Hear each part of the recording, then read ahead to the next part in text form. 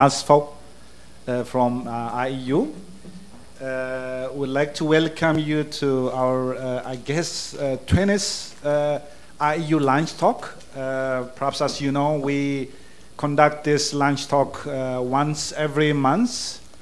And we'd invite people from different institutions, global thinker, who have been working on research on operational areas on thematic areas that are relevant for the GCF.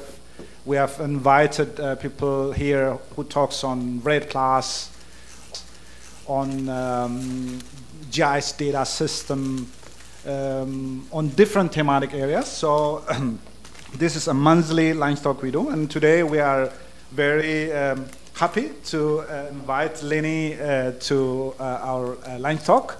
In fact, we have known Lini before also on our IU project, Learning Oriented Real-Time Impact Evaluation, what we call a LOTA program.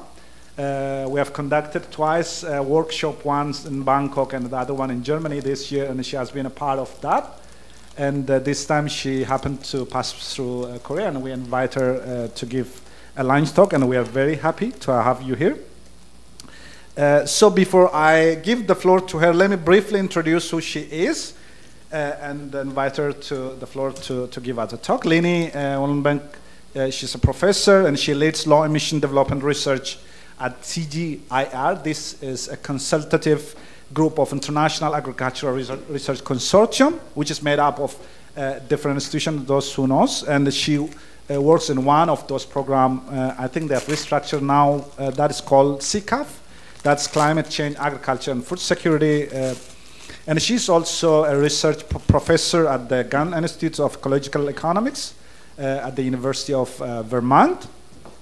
So she has worked extensively over years in C4, and especially in Asia and Indonesia, and she has quite a long experience on this. So today she's giving her talk on aligning agenda for food security and climate change mitigation, the race towards 2030.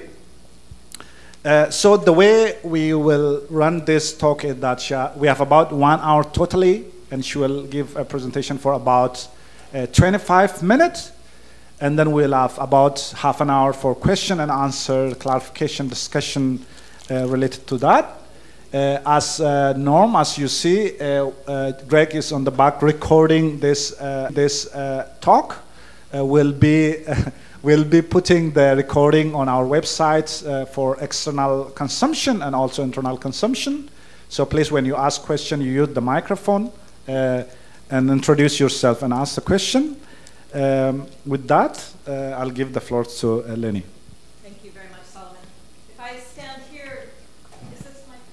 Is this mic enough? You can hear me? Okay, great. Good. So thank you very much for that kind introduction, Solomon. It's a real pleasure to be here. And I have to say, it's energizing to see all of these different faces in the room. So very, very nice to be here. Agricultural mitigation is significant, it's relevant, and it's possible. Significant because we know that 10 to 12% of global emissions come from agriculture. And we know on average for countries around the world that agriculture contributes about 30% of their national emissions. It's, I have to look at the screen to remember some of these things. It's necessary because we know that to reach the 2-degree target, we have to be able to include agriculture. We think that the energy sector is going to be mostly decarbonized. This is a bit, thank you. This is a bit optimistic, but we hope that the energy sector will be decarbonized by 2030. So the only remaining emissions are going to be in agriculture. And it's possible because a lot of the options are aligned with the SDGs. How many people here are familiar with the sources of emissions from agriculture? Anybody?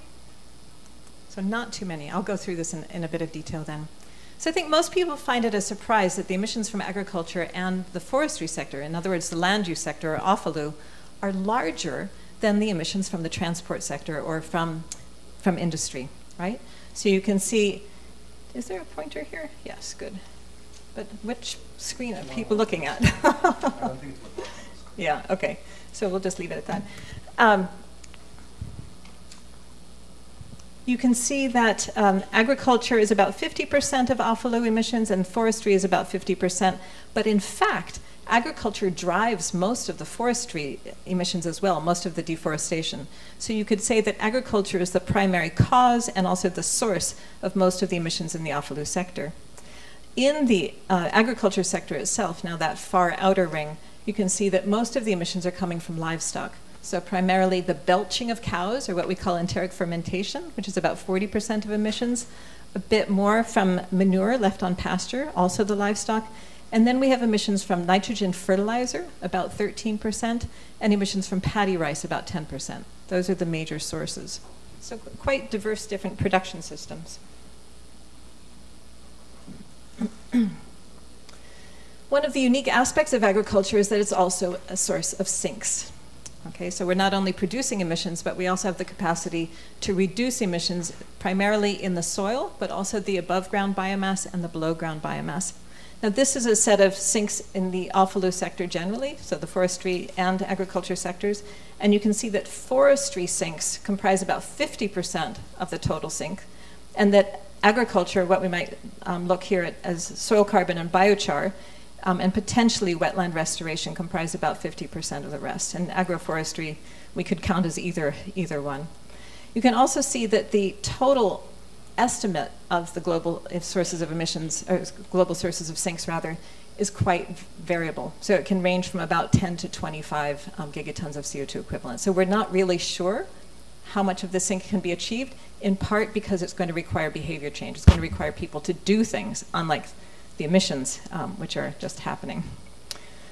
All right, so what do we think is possible to achieve, and what do we think is necessary?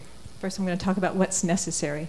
So to reach the 2-degree target in 2100, in other words, to limit warming, we need to reach by 2030 a target of reduction of 1 gigaton of CO2 equivalents in the non-CO2 gases. So one thing that is also different in agriculture is that we're not talking about reducing CO2 so much, we're talking about reducing methane and nitrous oxide. And the target is about 1 gigaton, or about 25% of the emissions that we expect in 2030. The timing of achieving that target is going to matter, and the timing of achieving the reductions matters. And I don't think this is a surprise to anybody at all in this room. But we know that there's a particular carbon budget that we have in order to reach the 2-degree and the 1.5-degree target. And for the more conservative target, the 1.5 degrees, that will be exhausted by 2027. We know, as I mentioned, that agriculture will be the largest source of emissions in 2030 because of what we hope will be the decarbonized energy sector, which means that in order to meet that budget, we have to reduce emissions in agriculture. So this is not a matter of taking the most cost-effective mitigation option first and chugging our way through the system until you finally get to the least cost. This is a matter of how can we meet a deadline by 2030 by moving forward on multiple fronts. We also know that the Paris Agreement is asking countries to meet net zero emissions by 2050, and we know that we have an SDG number 2, which is reducing hunger. So somehow, by 2030, so somehow we have to meet that reducing hunger goal at the same time that we're reducing emissions on a very tight schedule, a schedule that asks us to have peak emissions next year, a schedule that requires us to have declining and net zero emissions by 2040 to 2050, and then to maintain negative emissions after that. So extremely ambitious. And on top of all of that, the finance for the agriculture sector is the lowest among all of the sectors. Combining both agriculture and forestry, we have only about $3 billion in climate finance allocated to the sector in 2015 and 2016. The good news is that we have options, and we have a lot of options, and we know a lot about those options. So there are at least 4 core options that relate to the agronomy of how farmers are using the land. The first is paddy rice, and if you think about paddy rice fields as being like swamps that generate methane, to the extent we can drain those swamps, we reduce the methane that's being generated. So there's something called alternate wetting and drying that achieves that. With livestock systems, we know that we can improve the feed, we can change the animal and herd management, and we can improve the pasture that livestock are grazing on. With cereal crops, we know that we can increase the soil organic carbon, we can change the way nitrogen fertilizers are managed. And on perennial crops, we can transition from annual crops to crops that store more biomass, more carbon. Okay, so these are all very viable options. And we know something about them, and they're all in development. We know even more about high carbon landscapes, whether that's forests or peatlands, mangroves, grasslands. And that is happening on its own, I think, outside of the agriculture sector, but it involves agriculture. And then we have 3 options for which we don't know as much, and where I think there's real scope for action. One is reducing food loss and waste in the supply chain, in part because businesses and value chains generally, the actors in the value chain have a lot of incentives to increase efficiency. So for them, any increase in efficiency has an economic incentive and will also, for the most part, reduce emissions. The energy use in the supply chain, same rationale. And finally, and most controversially, shifting diets. And I say controversially, but in fact, when I first started in this position, I wasn't even allowed to put this on slides. And now you can look at the stocks of Impossible Burger and Impossible Foods or Beyond Burger, and you can see that these companies are actually making great strides and people are starting to talk about it.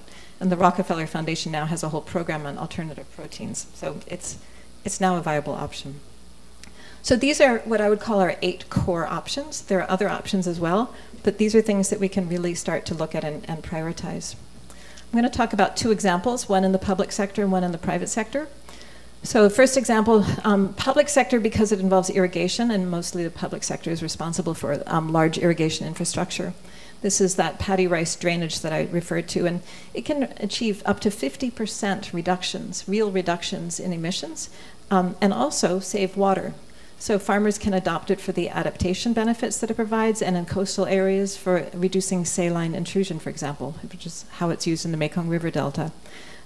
It can also reduce pumping costs and the fossil fuel usage associated with that.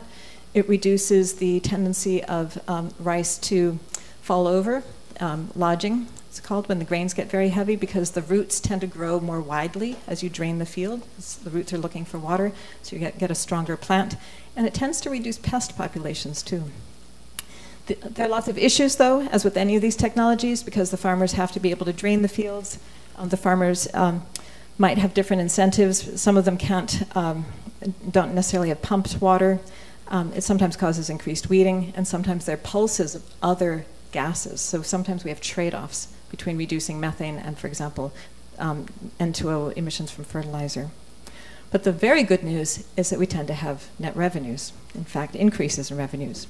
So for an example of AWD in Vietnam, we knew that this reduced costs, as you can see in the upper left, but what we didn't know is that it was going to increase the revenues as well in the upper right. In fact, increase revenues more.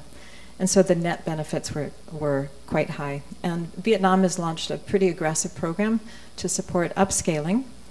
And one of the tools that they're using is to map the suitability in nationally and then in provinces, and then allocate their resources accordingly. And we found that to be a really great tool for large-scale implementation of this practice. Similarly, at large-scale implementation, or an example of large-scale implementation in Thailand, the very first rice NAMA has now been financed by the NAMA facility. Thailand is the 4th largest global emissions of greenhouse gases from rice globally, and the project is reaching about 100,000 farmers, so not huge scale, but across 6 different provinces, so it has the opportunity to scale up, and we think it'll reach about achieve about 1 million tons of CO2 equivalence reduction, so not huge, but it's a start. The second example is more related to the private sector and nitrogen fertilizer, which is dominated by the fertilizer industry, primarily, the private sector fertilizer industry. We know that improving fertilizer efficiency on your field can reduce emissions intensity by about half. And emissions intensity here, of course, refers to the emissions per unit of food. You can do this mostly by just improving what they call the 4 R's, which relate to the right timing, the right amount, the right type of fertilizer, and the right placement of the fertilizer, but also just good agronomy. The problem is that most farmers in developing countries are using small amounts of fertilizer. And so most people are going to be increasing their overall fertilizer rather than increasing the efficiency of the fertilizer use. And so over time, we're going to see an increase in emissions from fertilizer. And that's a difficult dilemma for the agriculture sector and the climate world in general. This is true for the livestock sector as well, generally. Some sectors, in order to grow, are going to increase emissions, and our task is to minimize those emissions. The really cool thing about the nitrogen fertilizer, though, is where you do have farmers who are operating at pretty intensified levels of intensified farming, you can have a lot of gain if you improve the efficiency. So in Mexico, for example, CIMMYT, one of our partners, one of the CGIAR centers, used a technology that they had developed with this hand sensor called NDVI, and they were able then to sense the amount of nitrogen precisely that was needed by the crops. And now they're employing drones to fly over fields with these sensors and now make recommendations to farmers. And the farmers are able to not only save the amount of fertilizer and the cost that they would have otherwise spent, but also they're reducing their emissions by exactly 1% of that 60 to 70 kilograms of nitrogen per hectare. So it adds up. Just to give you, those are examples of work actually that CCAFS is doing. I wanted to highlight other areas of work to give you a sense of the breadth of work that's needed and happening in this area. So in terms of climate finance, for example, the Climate Bonds Initiative is developing criteria and indicators for sustainable finance in the agriculture sector. Just yesterday, I got an email saying that China now wants to also develop a set of indicators for sustainable finance, so this is an area of growth. Impossible Foods, they're working with us as well to assess the investment case for this, for protein sources that would be appropriate to developing countries. Right now they rely on a very high-tech soy product called heme, but we want to look at some grasses, for example, and whether that's possible to use to promote a plant-based meat alternative. We're also supporting countries generally on improving the monitoring of their emissions in the livestock, agroforestry, and rice sectors. We're collaborating with the private sector in China on dairy greenhouse gas footprinting. And as Solomon said, we're working with the LORTA group on impact assessment. All right, so now I'm going to shift a little bit. We're going to talk about strategies, because of course there are all these wonderful options, but what are we going to do? What's the most important thing to do? So I imagine you guys talk quite often about how to prioritize the largest mitigation opportunities. We've just been through a prioritization process with the World Bank and the Transformational Carbon Asset Facility, which is going to start a pilot project in Pakistan, and developed this decision tree where you look at the significance of emissions in terms of absolute emissions. You look at the significance of emissions in terms of the % contribution to either global, national, or project level emissions. Then you look at the incentives associated with that, both adaptation and other benefits. And then you look at a set of enabling conditions related to how well technology can be transferred, what's the reinforcing policy, and to what extent you have finance, a favorable finance environment. And so you can see on the left, to the extent we meet all of those basically criteria, we give that a high priority. To the extent we meet only reduced emissions intensity, we give that a low priority. And anything more or less that's a combination of that becomes a medium priority. So this became a pretty useful tool for prioritizing where the mitigation potential was highest. And then you can look at which countries, of course, emit the most. And in agriculture, the shocking thing is that only 4 countries plus the EU contribute about 50% of the emissions globally. And they're not the surprising, the countries are not that surprising. China, India, EU, Brazil, and the United States. You could extend that further and take the top 12 countries plus the EU, and you achieve 3/4 of the emissions. So really, it's a limited number of countries that we're dealing with in terms of targeting. But, of course, there's a problem, because the countries with the highest emissions are not always the ones that are planning action. So if you look at the NDCs, and this is a map of the NDCs showing in deep orange the countries that have committed to mitigation targets in agriculture. In light orange, the countries that have committed to an economy-wide mitigation, but nothing specific about agriculture. So it's assumed that perhaps agriculture is part of that.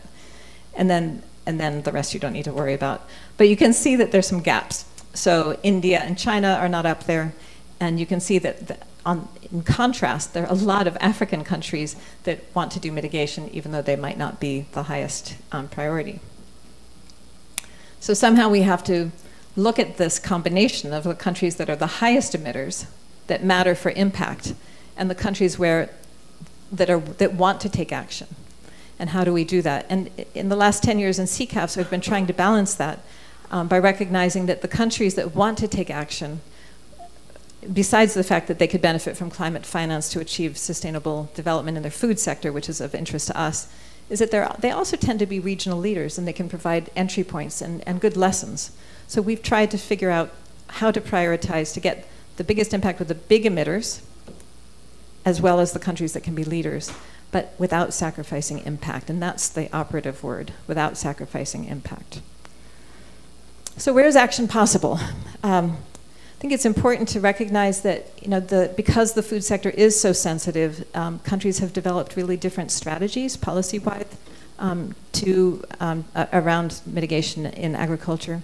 So we see really strong commitments in Costa Rica, Mexico, and Uruguay, and in the past, we've seen a strong commitment in Brazil, but not presently.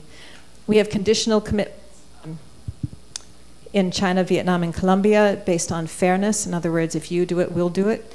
And some countries have said that they will do it if they receive finance, in particular Kenya, Ethiopia, Nigeria, Indonesia, and Pakistan. And then we have a set of countries that have just said no way. India has really been the leader in the negotiations in this regard, in that they want to prioritize adaptation. But I want to say that despite those formal positions and despite the NDCs, what we see is that these are just indicators and they're limited. That in fact, if you look a little bit more deeply, most countries are doing something. I just mentioned Thailand with the NAMA. The Philippines is also doing quite a bit with alternate wetting and drying. And we just did a survey of soil organic carbon in the NDCs, and we found only 10 countries had made a formal commitment to soil organic carbon. But in fact, when you dug just a little bit beneath the surface, almost all of these countries had, because agriculture is an important sector, many activities related to enhancing soil organic carbon. I mean, even high priority policy mandates. So I think we need to think out of our climate boxes, and we need to sink into the reality of agricultural policy and not just climate policy in determining what kind of action is possible. And one statistic to keep in mind is that we know that agriculture, and this is based on pretty old MAC curves, but we think that agriculture can achieve about 25% of its full potential at a price of about $20 per ton of CO2 equivalents within existing production systems. The way to translate that is agricultural development on its own can probably achieve 25% of the agricultural mitigation potential. So as an example of that, we did a footprint of USAID's agricultural investments. This was for about 25 different projects in 15 different countries. And you can see here on the left a series of mitigation relevant actions related to landscapes. And then as we move across, things more related to agronomy and management practices. And you can see in blue where we have carbon sequestration and in yellow where we have emissions. And the overall message from this is the emissions mostly are increasing, as I explained earlier, from the fertilizer and the livestock industry, but we have compensation with carbon sequestration across a number of these different sectors, and in rice we also have mitigation. So the net effect of the portfolio is mitigation. And that's something else to really keep in mind, is that by looking at project by project level, we might not see mitigation, but looking at broad portfolios, especially across landscapes, we can. We also just did a survey of examples of large-scale implementation, because CCAFS has this transformation initiative and commitment to large-scale implementation. So we looked at 24 different examples of quite successful projects, either because they had large-scale agricultural development implementation or because they were carbon projects that had some evidence of success. And what we found was that indeed very large numbers of people, participants are possible, very large numbers of hectares are possible, and quite significant benefits are possible. As you would imagine, most of these cases were in large populations. So you can see here China, Nigeria, India. But we also have cases from, for example, in East Africa, where we had relatively modest numbers, but quite significant benefits and impacts. So we think that there's good evidence for being able to achieve these transformational large-scale impacts in agriculture. We also tried to extract what were some of the design principles from these projects, and some of them were fairly obvious and some not so. So we have a list here, and the overall categories are, first, can you have good technology transfer? So for example, there has to be a value proposition for the farmer, and either local government or farmer-driven change is essential. For finance, I'm going to go into that in a moment. Good monitoring is essential, especially at low costs. And with policy, we found that it really, really mattered to have reinforcing policy at multiple sort of layers of policy underlying any of the interventions. And it was critical to have action in all 4 areas. So just having action in one was not enough. So on finance, what are some of the most important points? I think it's essentially using public finance to leverage private sector investment. The agriculture sector is really driven by private sector. I don't remember the exact numbers, but it's massive in the private sector. So first is, enhancing the incentives. We found in these scale implementation projects that either subsidy reform or some form of credit was essential to stimulate the innovation. And there's a really interesting project in Vietnam right now called AgResults, where they're creating a prize to farmers to innovate in order to reduce emissions, and they are finding all kinds of entrepreneurial action happening as a result of that. So just a stimulation with a bit of capital, in this case through prize money. Then expanding the technical services available. Obviously, some of these techniques are not already mainstream. We're seeing interesting examples of digital platforms, for example, in Uruguay. New business models in Brazil. The farmers were not, they were absentee farmers. They weren't present to do the change that was needed in the management of their livestock. So a whole business called pesca grew up for professionals to start managing the livestock and the pasture in ways that were consistent with mitigation, and the landlords just pay them. The landowners just pay them. So that's pretty interesting.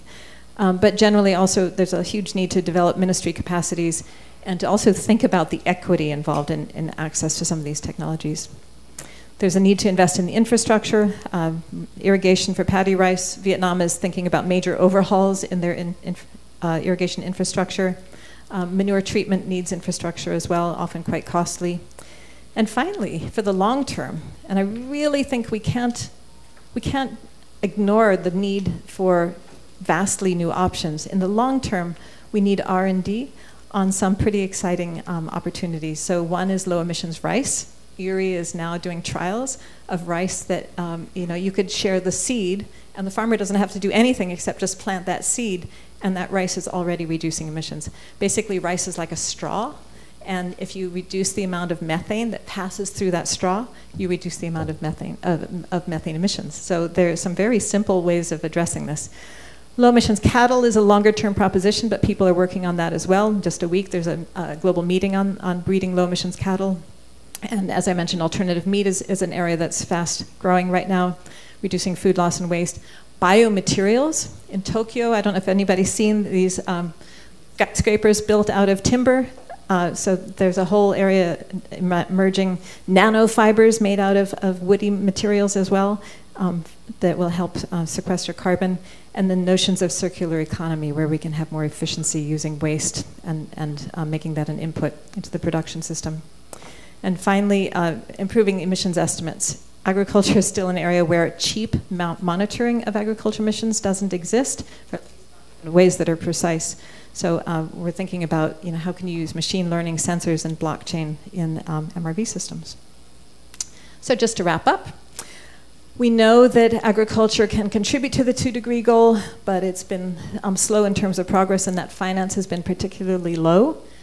We also have lots of evidence of the feasibility of large-scale impacts, whether successful business models or these large-scale projects that I designed.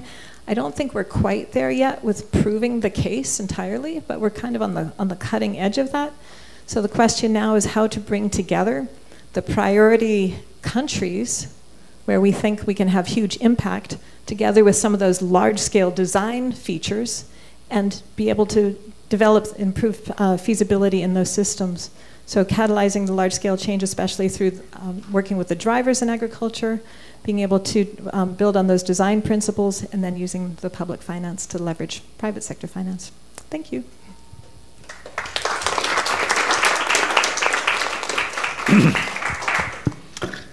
Thank you very much, Lini, for this excellent presentation. There is a lot of information to digest. What we're gonna do is I'll open the floor. We're gonna take 2 rounds of questions, and then you're gonna respond to that. I'll collect 2 or 3 questions, then I'll give you a chance. The floor is open for questions, clarification. 7. Okay, I did not understand 1 or 2 slides, so that's why I'm asking the question on it. I remember earlier the slides you were showing 2020 would need to be the peak year. That means from that moment on, pollution needs to go downwards. But you didn't give us a flavor of how it's currently looking with the pollutions. What are you predicting for next year? And then the second one I really didn't grasp, but it's important. So you talked about that 25% contribution realistically from the agricultural sector within that sector. I didn't fully understand it. As a kind of reduction opportunity. That's how I interpret it, but it might be wrong.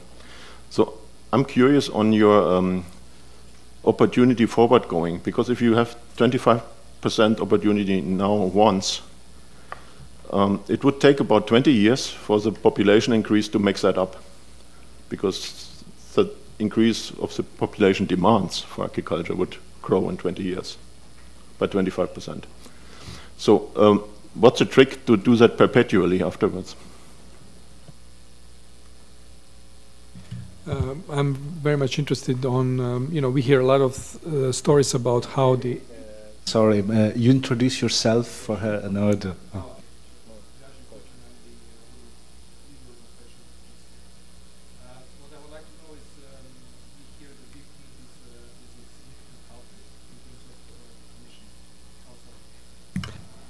We hear that the beef is a significant culprit in emissions in terms of value chain and procurement. So how serious it is and what we have to do to reduce it. That will be my first big question. Second question is related to finance.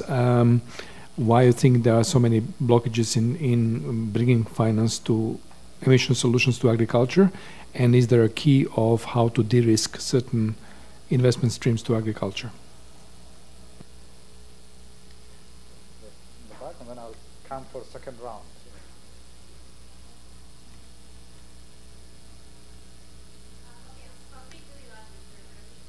No, sorry. You use the mic.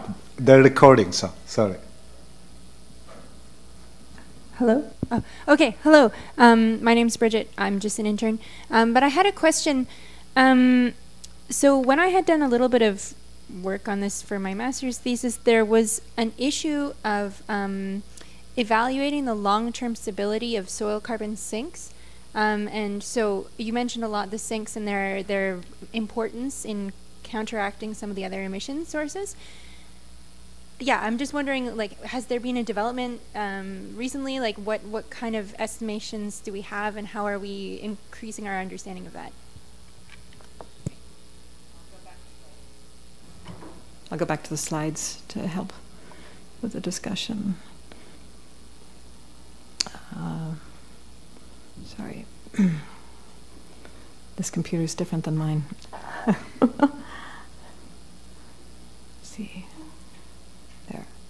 Okay. So your question was about if we're achieving the 2020. No, not even close. So agricultural emissions are predicted to increase to about 2050, and they're expected to not quite double because we're going to have some reductions with intensification and development that increase the efficiency, the greenhouse gas efficiency of food production. So we're somewhere between 5 and 5.8 gigatons of CO2 equivalents now per year. And believe it or not, by 2030, I think we're only about 5.8. So, if you consider actually now the average is about 5.4, the average will be about 5.8 in 2030. So the growth in emissions is happening slowly relative to the amount of food that we expect to be produced. On the 25% of mitigation potential, that number reflects, let's see if I find that here. There. Is that the number you're talking about? The one at the bottom there? And your question was, looking forward, if the production increases, how can we keep up with that? So, as I mentioned, actually the increased production and the intensification of production will already start to increase the efficiency of greenhouse gases in our agricultural production system. So I don't see it as a problem to do a one-time fix. And one of the really interesting things is because intensification is happening, let's say over a 20-year period, which I think is not unusual for agricultural development cycles, for a new technology to come through and to have a significant amount of adoption. We have many countries, especially, for example, in the livestock sector, that are starting to intensify and can adopt the best technologies possible. So there'll be some leapfrogging, I think, happening, potentially, especially if we intervene early, that will allow countries to have the highest greenhouse gas efficiency available. So on the beef culprit, yes, it's the highest emissions, and it's certainly a source of emissions, and there's very little that we can do to reduce absolute emissions in livestock. The best that you can do in most developing countries for now is probably improve the feed and consider the herd composition in some cases and improve the pasture. And so you're improving the emission intensity. Yeah. That being said, I'm still hopeful in the next 20 years that we'll have a low emissions cow, right? And I also think that potentially the technology for additives to the diet, which are now becoming cost effective in the north, the global north, will become cost effective in the south, global south. And at that point, at least for the intensified systems, the commercial systems, we could have real reductions in methane, I think. So on the, what are the blockages in finance?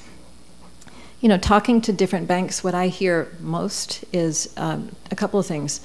The bankability of projects. A lot of projects are not necessarily providing the levels of return, or don't necessarily have the finance channels, the credit distributors, so to speak, on the ground, the rural banks, the infrastructure of the rural banks. But also the numbers of, just the sheer numbers of smallholder farmers are hard to reach. So I have thought, why don't we just focus on the medium and large farmers first? And which means that you have a massive trade-off with development, but it's where the finance is most possible. Yeah. On de-risking, if you're talking about de-risking the agricultural production itself, then I think you need to combine this with climate information services and adaptation, not mitigation alone. Yeah. And then Bridget, thank you for asking about soil carbon. It's one of my favorite topics. Yeah. There's so much hype right now around soil carbon as an offset to emissions. And what we do know is that the amount of carbon that can be stored in the soil is finite. So it might be stored only for 5 years before it reaches an equilibrium, or 10 years, or possibly 20 years, maybe 30 at the most, but probably more closer to somewhere between 10 and 20 years in most systems. Right? And then you're done. You can't store anymore. It's like growing a forest. It doesn't grow anymore after a certain period of time. But the other thing is that it's reversible. Right? That if somebody decides to plow the soil again, for example, or there's a huge erosion event, you could lose all of your soil carbon. So it's less permanent than the greenhouse gas emissions opportunities. I also think that there's been a vast overestimate of what's possible in soil organic carbon. And people, we could go through, I have a slide somewhere, a list of at least 13 constraints, like the types of inputs into the soil. Farmers are often competing for, using the crop residues for either fuel or for fodder. You often need to enhance nitrogen in your system in order to increase. This is a really important point. You often need to fertilize in order to enhance soil organic matter, but the emissions from fertilizer offset any benefit that you get from soil organic carbon. So those interactions are also important. Okay, thank you very much. I'll go for second round. I'll give it to Seble, and then Cornelius, and then I'll take the third one, and we could go to the next round and after. And I'll invite also at some point Jamie to comment. I know she arrived now. I'll give you a chance later to just comment and try to wrap it up. Given this thematic area is much more linked to her portfolio, if you could sum it up at the end, I'll give you a chance.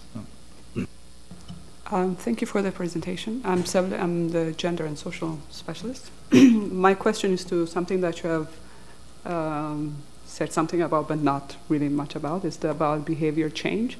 So how big of an issue is that at different levels? You know, the governments can make commitments, but then the translation of that happens at the community level, and in some countries they are really talking about their livelihoods and not really about how they make more money out of the business. So how big a problem or a challenge is it, and then how much of an investment is currently going into that aspect of things, or should be going into that part of the work? Thank you.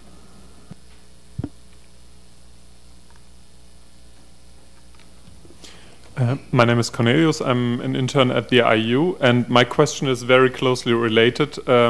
So is the biggest bottleneck for change, is it a lack of finance that is available for projects, or is it the awareness, is it the demand, especially considering that some of the technologies that you presented have the potential for efficiency improvements? I've got a couple of questions. I've also worked on this area before I joined FAO, GCF when I was in FAO, about these different agricultural technologies with potential to reduce carbon emission and so on. And vis-a-vis, of course, increase in productivity and translating into income and so on, especially when we look at countries like in sub-Saharan African countries or in Asian countries where there is a trade-off, right? So they would promote certain kind of soil and water conservation structures that would reduce emission, but that would come at a cost over time. And you have touched a little bit. If you could comment on that, how could we could upscale some technologies which have got higher mitigation potential, but at the same time having high adaptation or resilience potential? If you could comment on that. The second point is with respect to fertilizer usage. You said, I think that argument would hold in a country like India and China, where there is a large scale and the fertilizer consumption rate is much more higher per unit area of land. But if you go again to African countries where the consumption of fertilizer or the input use is very low, I don't know how much emission could you save by investing in fertilizer usage. If you could comment on that too. Thank you. Yeah. Thank you. Great questions all the way around. So on behavior change, I think it's a huge question, and especially consistency in management, right? We might be able to achieve a behavior change, but is it going to be the maximal level that we see on experiment stations? Probably not. So I'm a real believer in farmer innovation and not just top-down systems, and I think what we need to start working on is how to have both the bottom-up and the top-down. So CCAFS, for example, has what we call climate-smart villages, and what we found is that the farmers are selecting the technologies, obviously, that matter most to them, and very few of them are these the technologies that I've described here. Actually, the predominant technology is agroforestry, for example. So we have to reconcile what's possible and what's going to be desirable and prioritized by the farmers with what's happening and prioritized from us. So that leads me then to the second question, which is what's the biggest bottleneck, and it's the incentives. Like first and foremost, incentives, but then it's also, I think, the technology and capacity building, right? So somehow we have to bring those together. Uruguay, again, is a good example where the government has created this platform where they allow, it's super, farmers can do everything from scenarios of climate change to identifying different mitigation options. So they can plan what they want to do and they can develop the business case for that. and then they get a small grant from the government that allows them to actually test or try some of these things. So I think bringing together that catalytic incentive together with the technology is going to matter. And then Solomon, on adaptation and mitigation trade-offs. You know, we talk a lot about the synergies possible between adaptation and mitigation, but when you look at adaptation very strictly in terms of adaptation to, you know, for example, rainfall variability, there are very few technologies that overlap. So, you know, most of the adaptation technologies that we see are about water, and none of the mitigation options that I just described to you really affect water directly, except for the alternate wetting and drying, right? We find that carbon sequestration in the soil and carbon sequestration in the biomass are the two areas where you tend to have the most synergy between the two, because you're buffering temperatures, for example, or you're buffering water with the soil. On fertilizer, absolutely India and China, or regions within countries. So for example, Mexico, the intensified maize systems or intensified wheat systems are where we're going to find the most gains with fertilizer reduction. But I don't think that should stop us from seeking efficiency in fertilizer elsewhere, so that we're not ending up with excessive use as other systems develop. And the fertilizer companies seem to be on board with that, because they're looking for this kind of guidance as well in sub-Saharan Africa. Yeah, thanks. Thank you. Thank you very much. I'll go for the last round. Jenny, are you ready to intervene? And if there is other question, I'll give you a chance. Okay. And then after Jenny, let me give it first to him, and then I'll give it to you, Jennifer. Then you wrap it up and link to your GCF, how it relates to that, and then I'll give the final floor to you. Yeah. Thank you for your presentation. It was very informative. My name is David from OPM. My question is with regard to population growth and its impact on agricultural mitigation, because we see that the population growth is likely to increase quite significantly to 2030 and 2050 and beyond. And some of the areas where the population growth is greatest are the areas which were in red there, where there's already some effort, probably not too much. But with the population growth, probably we're going to have inevitably people moving into forest areas and reducing the existing carbon sinks there. What is your view on that?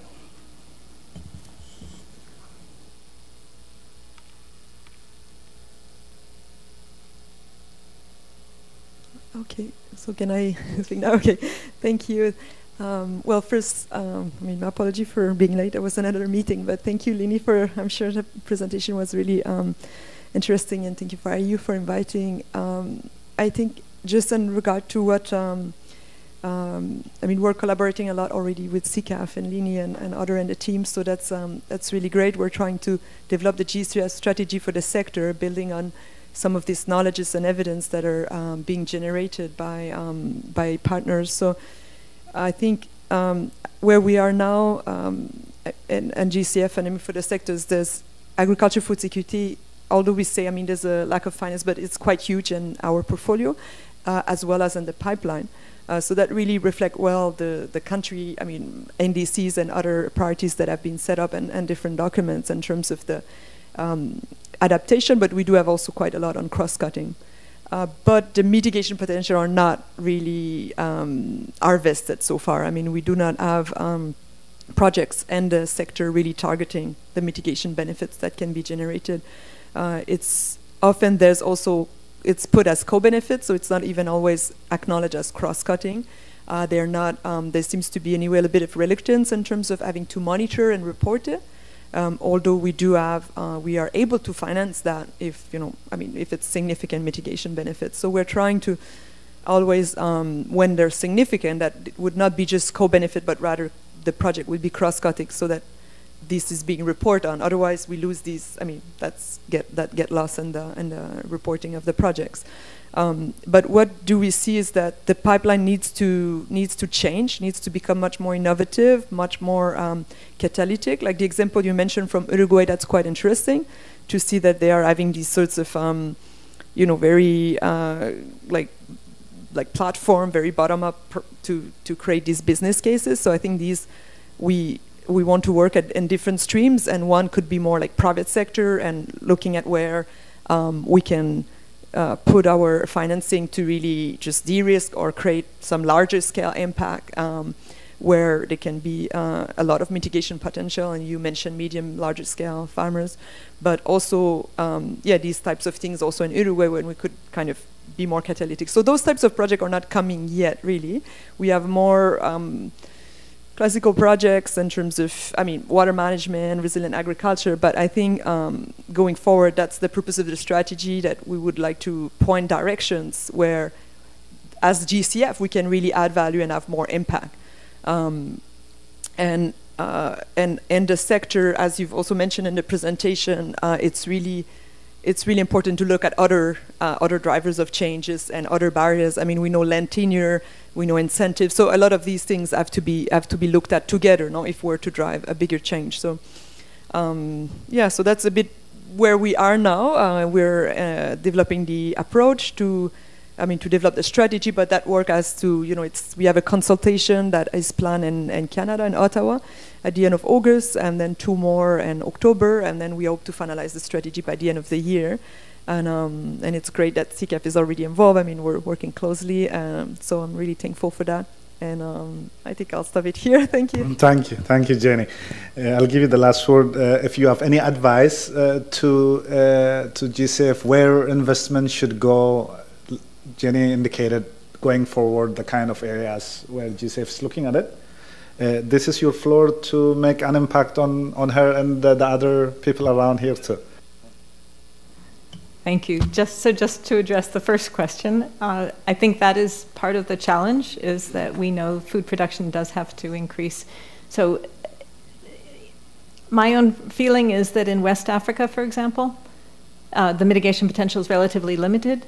Let's focus on vulnerability. So let's triage the places where we expect food production to be most vulnerable, and not necessarily approach mitigation there. And in fact, that's not a mitigation priority region, for example. And on forest cover and deforestation, I do think that we have to be pretty strict about avoiding deforestation in the future, because the emissions from deforestation are vastly higher than anything that we're going to achieve in the agriculture sector. And so avoiding deforestation is probably the priority. But I think what I want to leave you with as a note of optimism, and I'm going to talk to Janie later about strategy elements specifically, is just to say that in the last 10 years, with the CCAF's program, we started and almost nobody ever talked about mitigation in agriculture. And really now we're seeing momentum in terms of the investment community, in terms of the development community, in terms of countries. Nobody guessed that we'd have over 100 countries making NDC commitments. And it's happening. It's really happening. So I think as long as we have the intention and the vision and we realize it's possible, we just have to figure out how to make it work. And I think we can. Thank you. We thank you very much, Jenny, and we'll wrap up our session. Thank you, everybody, for coming also.